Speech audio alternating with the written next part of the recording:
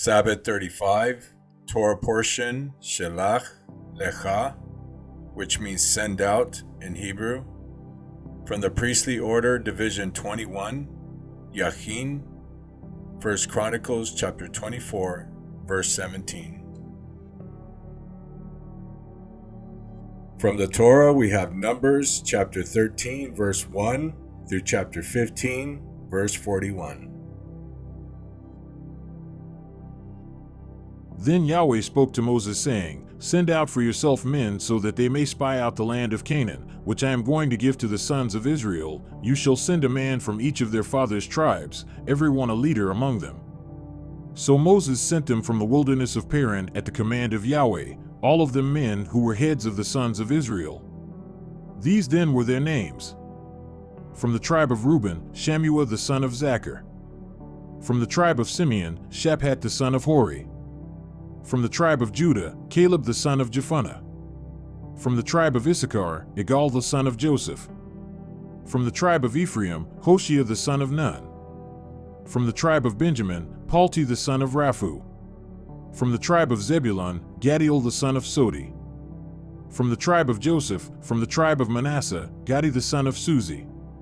From the tribe of Dan, Amiel the son of Gemalli. From the tribe of Asher, Sethur the son of Michael. From the tribe of Naphtali, Nabi the son of Vophsi.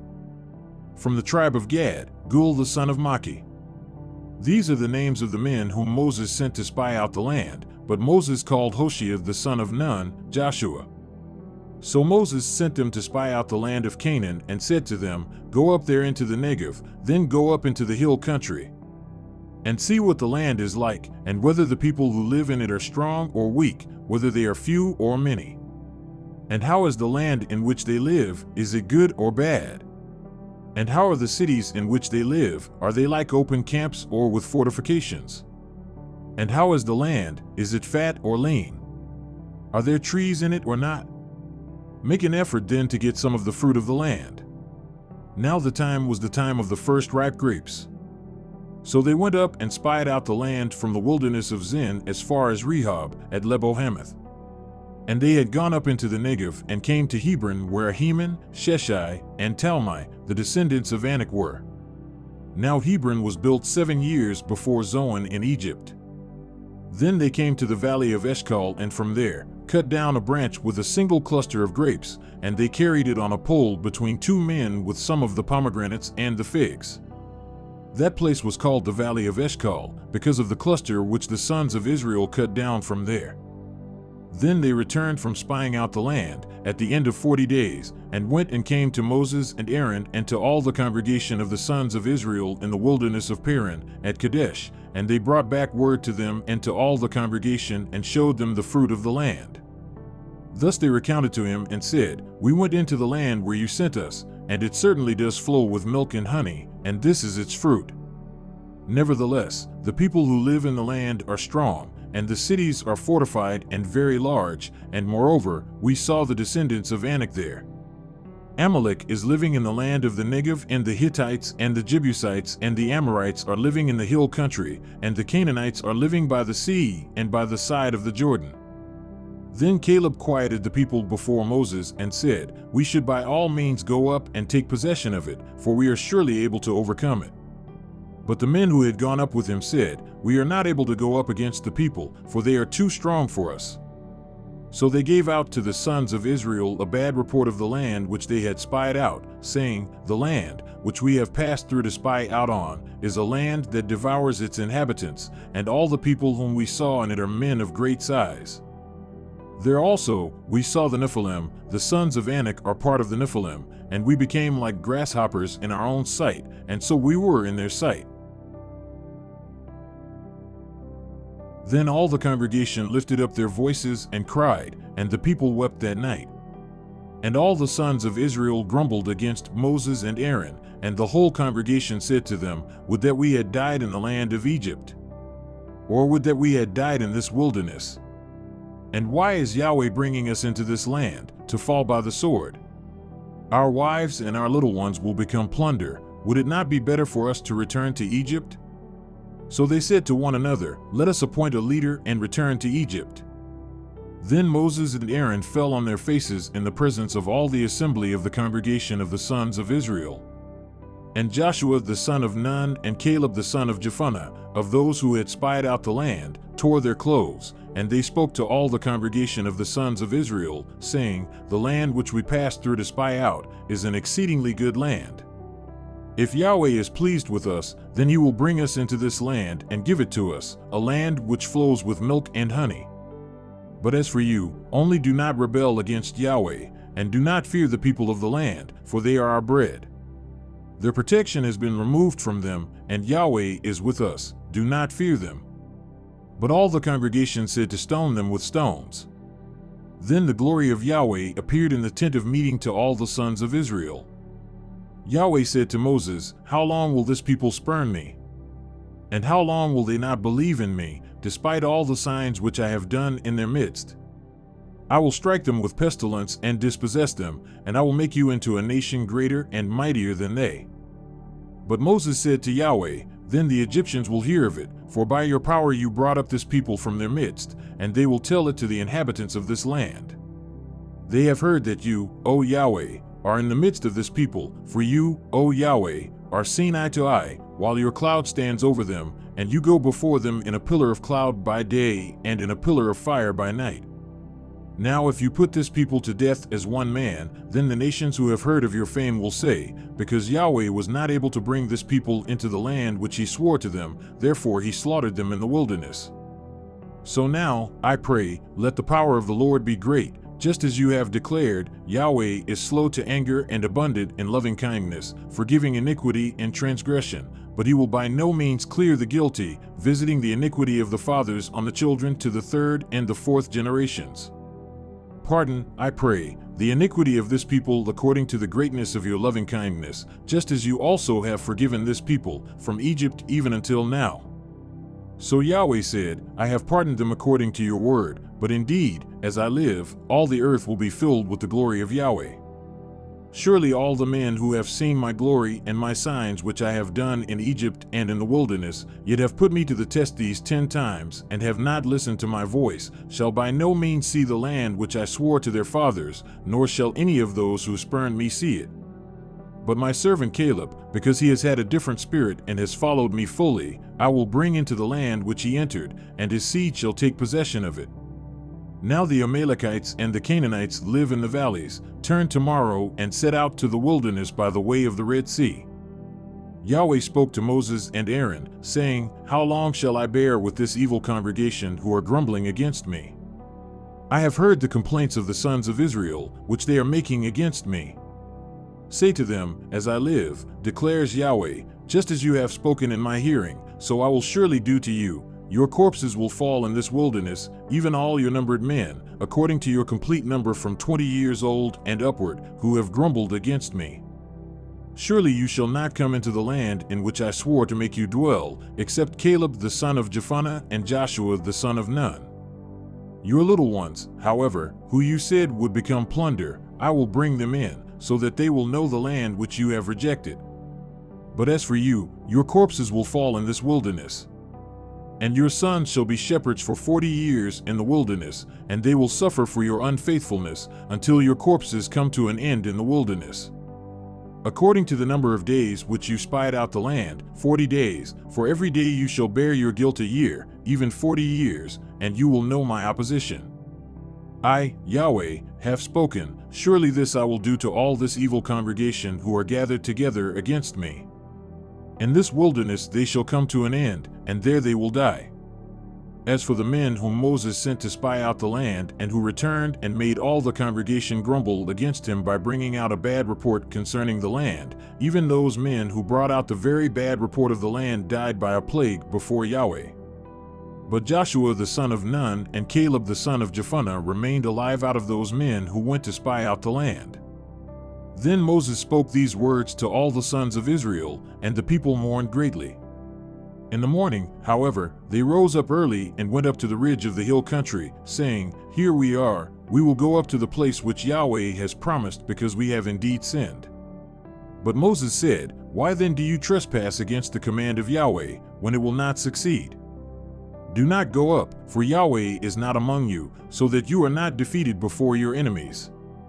For the Amalekites and the Canaanites will be there in front of you, and you will fall by the sword, inasmuch as you have turned back from following Yahweh. And Yahweh will not be with you. But they went up heedlessly to the ridge of the hill country, neither the ark of the covenant of Yahweh nor Moses moved from the camp. Then the Amalekites and the Canaanites who lived in that hill country came down, and struck them and beat them down as far as Hormah. Now Yahweh spoke to Moses, saying, Speak to the sons of Israel and say to them, When you enter the land of your places of habitation, which I am going to give you, then make an offering by fire to Yahweh, a burnt offering or a sacrifice to fulfill a special vow, or as a freewill offering or in your appointed times, to make a soothing aroma to Yahweh, from the herd or from the flock.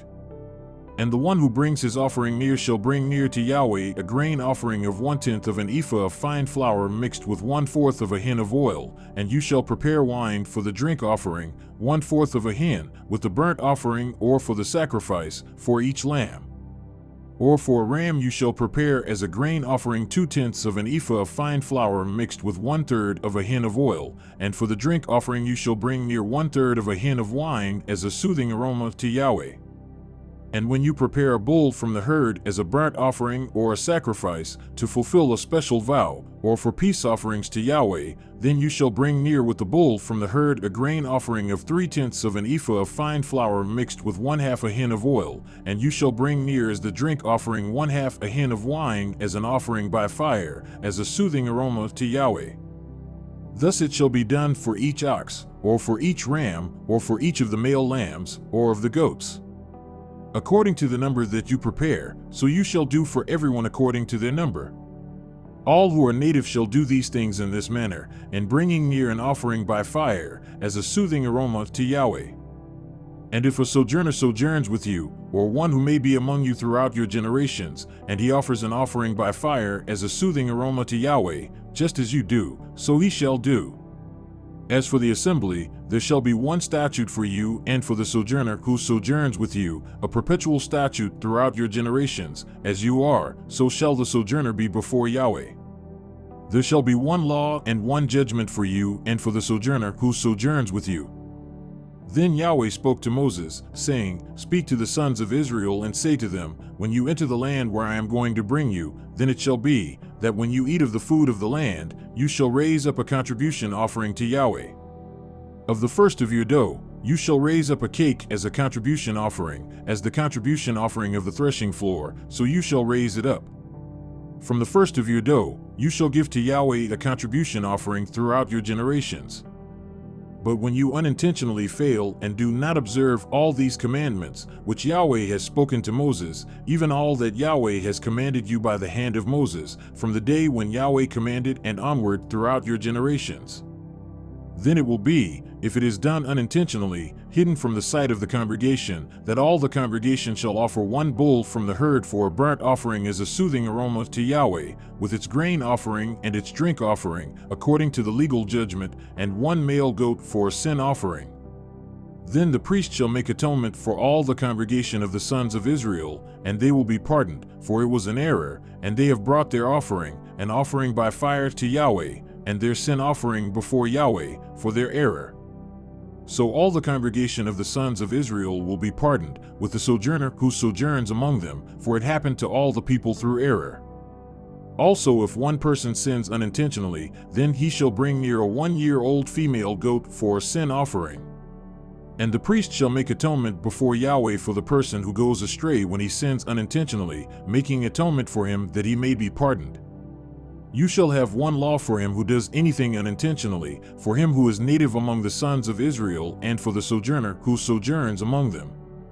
But the person who does anything with a high hand, whether he is native or a sojourner, that one is blaspheming Yahweh, and that person shall be cut off from among his people. Because he has despised the word of Yahweh and has broken his commandment, that person shall be completely cut off, his guilt will be on him. Now the sons of Israel were in the wilderness, and they found a man gathering wood on the Sabbath day. And those who found him gathering wood brought him near to Moses and Aaron and to all the congregation, and they put him in custody because it had not been declared what should be done to him. Then Yahweh said to Moses, "The man shall surely be put to death. All the congregation shall stone him with stones outside the camp." So all the congregation brought him outside the camp and stoned him to death with stones, just as Yahweh had commanded Moses. Yahweh also spoke to Moses, saying, "Speak to the sons of Israel, and tell them that they shall make for themselves tassels on the corners of their garments throughout their generations, and that they shall put on the tassel of each corner a cord of blue. And it shall be a tassel for you to look at and remember all the commandments of Yahweh, so as to do them and not follow after your own heart and your own eyes, after which you played the harlot, so that you may remember to do all my commandments and be holy to your God. I am Yahweh your God who brought you out from the land of Egypt to be your God. I am Yahweh your God." From the prophet portion, we have Prophet Joshua, chapter 2, verse 1 through 24. Then Joshua the son of Nun sent 2 men as spies secretly from Shittim, saying, "Go see the land, especially Jericho." So they went and came into the house of a harlot whose name was Rahab, and lodged there. And it was told to the king of Jericho, saying, "Behold, men from the sons of Israel have come here tonight to search out the land." And the king of Jericho sent word to Rahab, saying, "Bring out the men who have come to you, who have entered your house, for they have come to search out all the land." But the women had taken the 2 men and hidden them. And she said, "Yes, the men came to me, but I did not know where they were from." Now it happened when it was time to shut the gate at dark, that the men went out. I do not know where the men went. Pursue them quickly, for you may overtake them. But she had brought them up to the roof and concealed them in the stalks of flax, which she had laid in order on the roof. So the men pursued them on the road to the Jordan to the fords. And as soon as those who were pursuing them had gone out, they shut the gate. Now before they lay down, she came up to them on the roof, and said to the men, "I know that Yahweh has given you the land, and that the terror of you has fallen on us, and that all the inhabitants of the land have melted away before you. For we have heard how Yahweh dried up the water of the Red Sea before you when you came out of Egypt, and what you did to the 2 kings of the Amorites who were beyond the Jordan, to Sihon and Og, whom you devoted to destruction. Indeed, we heard it, and our hearts melted, and a courageous spirit no longer rose up in any man because of you. For Yahweh your God, He is God in heaven above and on earth beneath. So now please swear to me by Yahweh, since I have shown loving kindness to you, that you will also show loving kindness to my father's household, and give me a pledge of truth, and preserve my father and my mother and my brothers and my sisters alive, with all who belong to them, and deliver our lives from death." So the men said to her, "Our life for yours, if you do not tell this business of ours. And it will be when Yahweh gives us the land, that we will show loving kindness and truth to you." Then she let him down by a rope through the window, for her house was on the city wall, so that she was living on the wall. And she said to them, "Go to the hill country, lest the pursuers reach you, and hide yourselves there for 3 days until the pursuers return. Then afterward you may go on your way." And the men said to her, "We shall be free from this oath to you, which you have made us swear, unless, when we come into the land, you tie this cord of scarlet thread in the window through which you let us down, and gather to yourself into the house your father and your mother and your brothers, and all of your father's household. And it will be that anyone who goes out of the doors of your house into the street, his blood shall be on his own head, and we shall be free. But anyone who is with you in the house, his blood shall be on our head, if a hand is laid on him. But if you tell this business of ours, then we shall be free from the oath which you have made us swear." And she said, "According to your words, so be it." So she sent them away, and they went, and she tied the scarlet cord in the window. And they went and came to the hill country and remained there for 3 days, until the pursuers returned. The pursuers had sought them all along the road, but had not found them. Then the 2 men returned and came down from the hill country, and crossed over, and came to Joshua the son of Nun. And they recounted to him all that had happened to them. And they said to Joshua, Surely Yahweh has given all the land into our hands. Moreover, all the inhabitants of the land have melted away before us. From the Renewed Covenant, we have the book of James, chapter 2. Beloved brothers, do not think that faith in Yeshua the Messiah, our Master, respects persons or shows partiality. For if there should come into your assembly a man with gold rings and fine apparel, and there should also come in a poor man in filthy clothes, and you pay attention to the one wearing the fine clothes, and say to him, "You sit here in a good place," and say to the poor man, "You stand there or sit here at my footstool," have you not shown partiality among yourselves, and become judges with evil thoughts?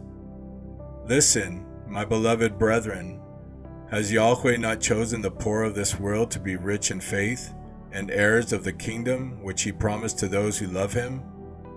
But you have dishonored the poor man. Do not the rich oppress you and drag you into the courts? Do they not blaspheme that noble name by which you are called?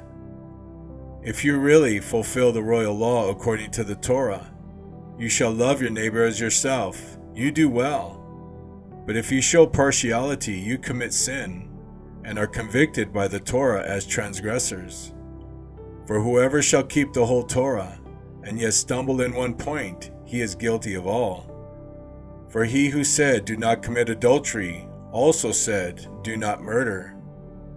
Now if you do not commit adultery, but you do murder, you have become a transgressor of the Torah. Because of this you must speak and do as those who will be judged by the Torah with joy. For judgment without mercy to the one who has shown no mercy, mercy triumphs over judgment. What does it profit, my brethren, if someone says he has faith, but does not have works? For this faith does not have the ability to sanctify him. If a brother or a sister is naked and destitute of daily food, and one of you says to them, "Depart in peace, be warmed and filled," but you do not give them the things which are needed for the body, what does it profit? Thus also faith by itself, if it does not have works, is dead. But someone will say, "You have faith, I have works. Show me your faith without your works, and I will show you my faith by my works." You believe that Yahweh is one. You do well. Even the demons believe and tremble. But do you want to know, O foolish man, that faith without works is dead? Was not Abraham our father justified by works when he offered Isaac, his son, on the altar? Do you see that faith was working together with his works, and by works faith was made complete? And by this the Torah was fulfilled, which says, "Abraham believed in Yahweh, and it was accounted to him for righteousness. And he was called the friend of Elohim." You see then that a man is justified by works, and not by faith only. Likewise, was not Rahab the harlot also justified by works, when she received the messengers and sent them out another way? For as the body without the spirit is dead, so faith without works is dead also.